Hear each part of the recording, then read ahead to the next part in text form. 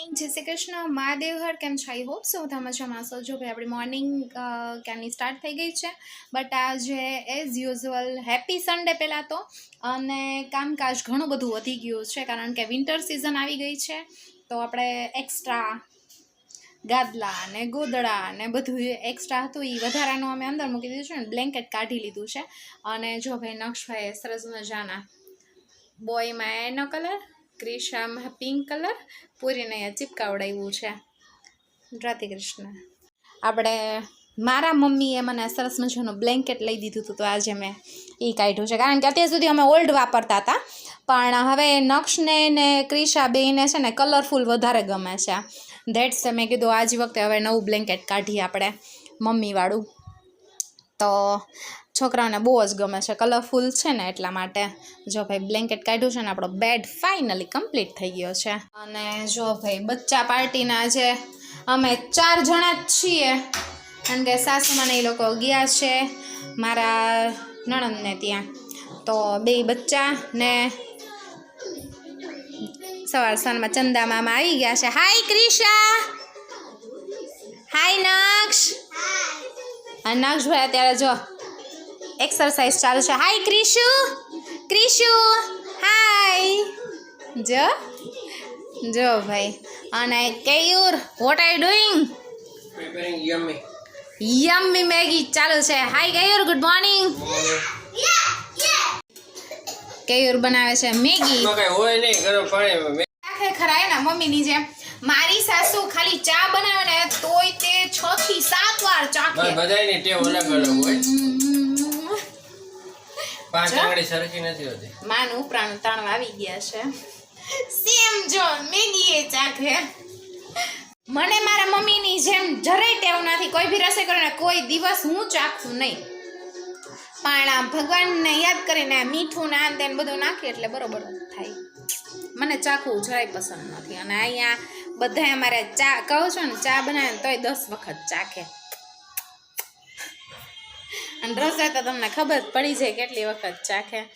અને બસ આવું કંઈક છે સન્ડેનું. હજી કોઠીને બધું કાઢી લીધું છે કારણ કે ચોખા લેવા જવાના છે, તો હજી નેક્સ્ટ મંથમાં. પણ અત્યારથી બધા ડબ્બા નાન તેને બધા ખાલી કરી નાખીએ ને પછી મસ્ત ઝાયકાવાળી મેગી તૈયાર થઈ ગઈ છે. જો યમીમાં જ છે ને આવી રીતના છે ને થોડાક વેજીટેબલ્સને વાવે છે ને, અને મને યમીનો સ્વાદ થોડોક વધારે ગમે છે. જો કે મને 2 ભાવે, પણ આજે વખતે અમે યમી લીધી છે. તમે કહેજો તમે કઈ મેગી ખાવ છો? જય શ્રી કૃષ્ણ, કેમ છો? આઈ હોપ સૌ તમે જમાડશો. જો કે આપણે નાહી ધોઈને ફ્રી થઈ ગયા છે ને, બસ જો આપણે માથું બધું ધોઈ લીધું છે. અને જો કે આપણે કપડાં લઈને બેસી ગયા છીએ અને ફટાફટ જો ભાઈ આપણે તૈયાર થવું છે, બિકોઝ આપણે જવું છે 3-4 પ્લેસ છે. એટલીસ્ટ નક્કી એવું કર્યું છે કે આપણે ખીજડીયા બર્ડ સેન્ચુરી જોવા માટે જઈએ. પણ હવે જોઈએ, બચ્ચા પાર્ટી ઉઠે એના ઉપર આધાર છે, કારણ કે હું આજે બહુ જ લેટ છું. કારણ કે એક ઓર એક્સ્ટ્રા કામે કર્યું, પછી બેડને આ બધું અપ એન્ડ ડાઉન કર્યું, પછી એક્સ્ટ્રા સામાન છે એ ઉપર મૂક્યો, પ્લસમાં કોઠીને એ ચોખાને એ ટ્રાન્સફર કર્યા હતા, એ કોઠીને એના માટેનું ઘણું બધું આપણે કામ કર્યું એક્સ્ટ્રા.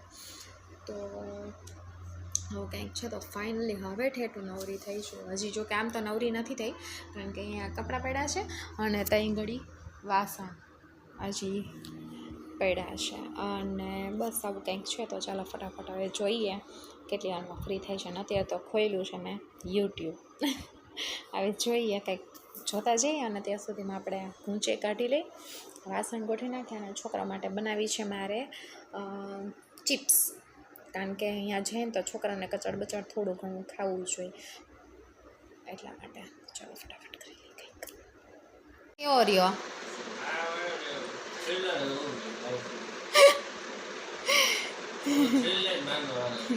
હેક્ટિક રહ્યો નહીં? હેક્ટિક રહ્યો.